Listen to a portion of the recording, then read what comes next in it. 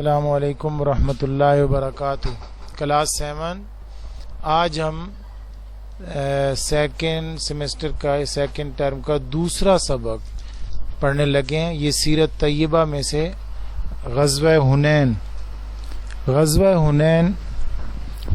ایک جگہ پر ہوا جس جگہ کو حنین کہتے ہیں۔ حنین مکہ مکرمہ سے تقریباً 40 کلومیٹر کے فاصلے پر ایک وادی ہے۔ یہاں پر موجود قبیلے حوازن اور ثقیف، بنو حوازن اور بنو ثقیف دو قبیلے آباد تھے۔ یہ اپنے آپ کو بہت طاقتور اور بہادر سمجھتے تھے۔ اسلام کا غلبہ انہیں پسند نہیں تھا کہ اسلام پورے عرب میں کیوں پھیلتا جا رہا ہے۔ ان دو قبائل کے ساتھ دیگر قبائل کے لوگ بھی شامل ہو گئے تھے۔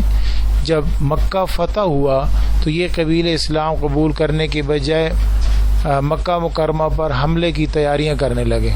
بنو حوازن کا سردار کا نام یاد رکھیے گا، مالک بن عوف، تمام قبائل کے مال مویشی، بچے، خواتین کو بھی میدان جنگ میں ساتھ لے آیا کہ ان قبائل کے جنگجو مردانگی سے لڑیں۔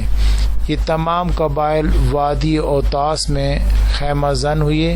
اوتاس وادی حنین کے قریب واقع ہے۔ تو یہ حنین کے بارے میں ہو گیا کہ حنین مکہ مکرمہ سے 40 کلومیٹر کے فاصلے پر ہے۔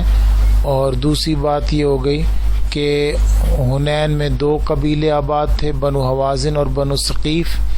اور ایک بات یہ ہو گئی کہ بنو حوازن کا جو سردار تھا اس کا نام مالک بن عوف تھا۔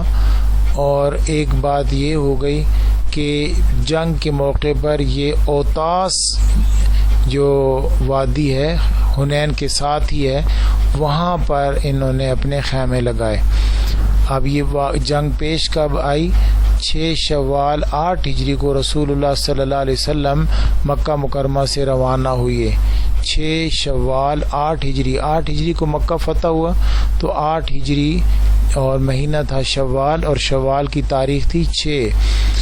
12,000 افراد کا لشکر آپ صلی اللہ علیہ وسلم کے ساتھ تھا۔ 12,000 مسلمان تھے۔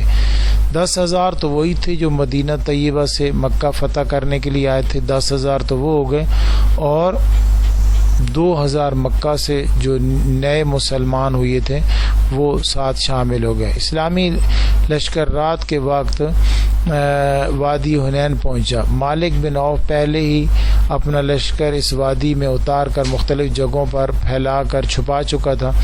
مسلمان دشمن کی موجودگی سے بالکل بے خبر تھے۔ رات کو جو پہنچے ادھر ادھر اندھیرا تھا، تو مسلمان آگے بڑھے تو بنو حوازن کے جنگجوؤں نے اچانک مسلمانوں پر تیروں کی بارش کر دی۔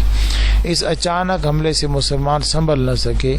ان میں ایسی بھگدڑ مچی کہ کوئی کسی کی طرف دیکھ نہیں رہا تھا۔ ہر طرف افراتفری کا سامان تھا۔ اس شدید بھگدڑ میں بھی رسول اللہ صلی اللہ علیہ وسلم استقامت کے پہاڑ بنے رہے۔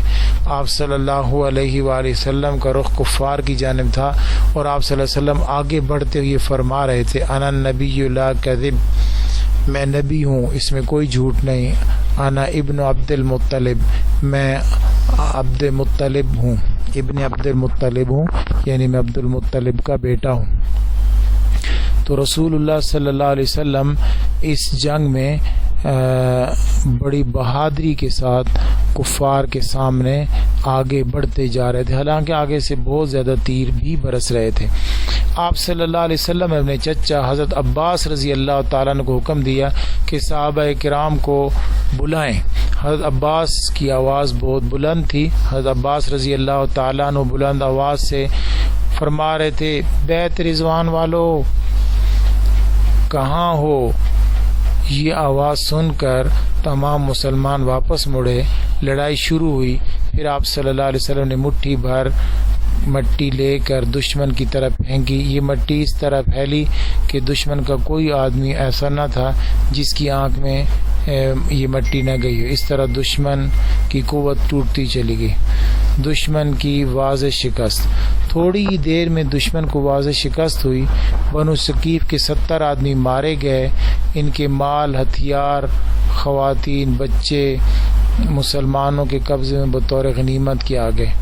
خدا نے بہت ہی موقع پر تم سے تمہاری مدد فرمائی، خاص کر کے جنگ حنین کے دن جب تم کو اپنی جماعت کی اکثریت پر غرہ تھا، یعنی یہ تھا کہ ہم تو آج زیادہ ہیں اور تمہارے کچھ بھی کام نہ آئی وہ کثرت، اور زمین باوجود اتنی کھلا ہونے کے تم پر تنگ ہو گئی تھی، پھر تم پیٹ پھیر کر پھر گئے، پھر خدا نے اپنے پیغمبر اور مومنوں پر اپنی طرف سے تسکین نازل فرمائی اور تمہاری مدد کو فرشتے بطور لشکر کے آئے اور آسمان سے اترے، اور کفر کرنے والوں کو یہی سزا ہے۔ تو غزوہ حنین سے ہمیں یہ سبق ملتا ہے، یہ آخری سوال ہے، غزوہ حنین سے ہمیں کیا سبق ملتا ہے کہ ہمیں اپنے ظاہری اسباب پر فخر نہیں کرنا چاہیے، بلکہ ہر حال میں اللہ کی مدد پر بھروسہ کرنا چاہیے، شجاعت بہادری کے ساتھ میدان میں اترنا چاہیے، ہر حال میں اللہ تعالیٰ کی ذات پر بھروسہ اور توکل کرنا چاہیے۔ تو یہ غزوہ حنین ہے، اس کے سوال جواب بھی آپ کو بھیج رہا ہوں، یہ ان کو لکھ لیں اور یاد بھی کریں اور سبق کی 2-3 بار ریڈنگ کریں۔ اللہ حافظ۔